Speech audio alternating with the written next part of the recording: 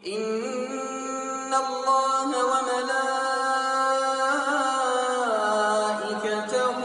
يصلون على النبي يا أيها الذين آمنوا صلوا عليه وسلموا تسليما. Mengkaji satu ayat dan satu hadis, yaitu firman Allah Ta'ala dalam surah At-Taubah ayat yang ke-18 yang berbunyi A'udzubillahi minasyaitonirrajim. Bismillahirrahmanirrahim.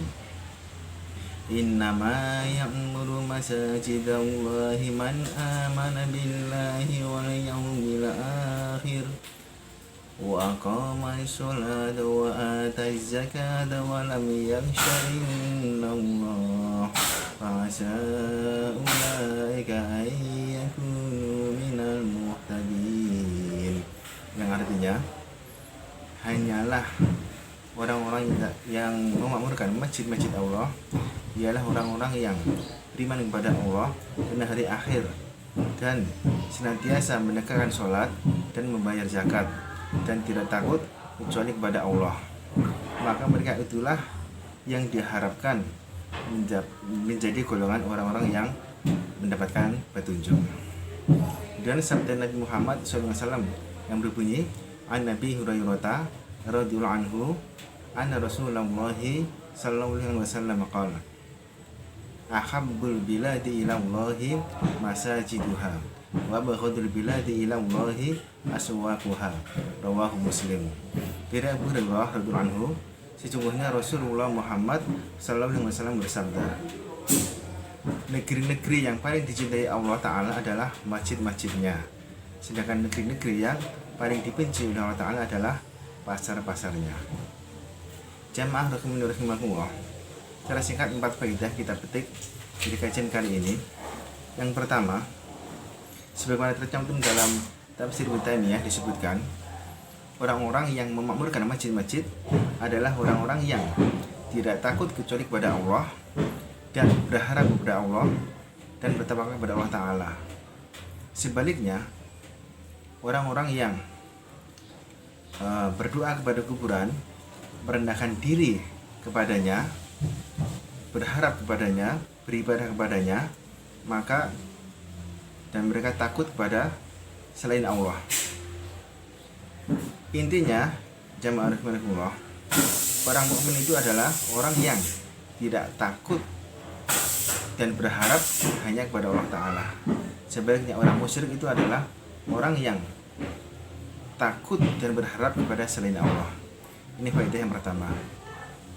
Kemudian faedah yang kedua, memakmurkan dan mengagungkan masjid-masjid Allah atau rumah-rumah Allah adalah diantaranya dengan 3 hal. Pertama, membangun masjid, memperkokoh, memperindah, dan merawat bangunan tersebut.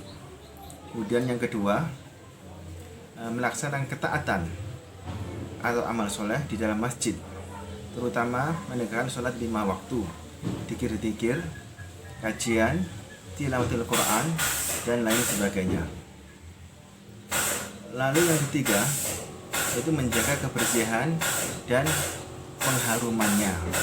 Maka janganlah orang itu masuk ke dalam masjid dengan bau yang tidak sedap dari badannya, dari bajunya, atau dari kaos kakinya, karena bau yang tidak sedap itu menyakiti para malaikat dan mengganggu orang-orang yang bermunajat kepada Allah dalam masjid.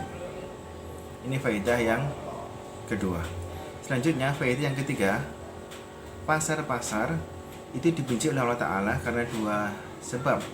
Yang pertama, umumnya di pasar itu banyak terjadi kedustaan, sumpah bohong, menipu, dan keburukan lainnya.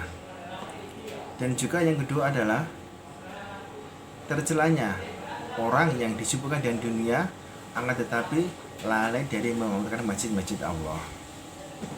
Ini pelajaran yang ketiga. Selanjutnya faedah yang terakhir, yang keempat, jadilah pengusaha atau pedagang yang tidak lalai sebagaimana firman Allah Ta'ala dalam surah An-Nur ayat ke-37 yang berbunyi Ar-rijalun la tulhihim tijaratun wala bay'un an dzikrillah wa iqamis sholati wa ita'iz zakati yakhafuna yawman tataqallabu fihi qulubul absar.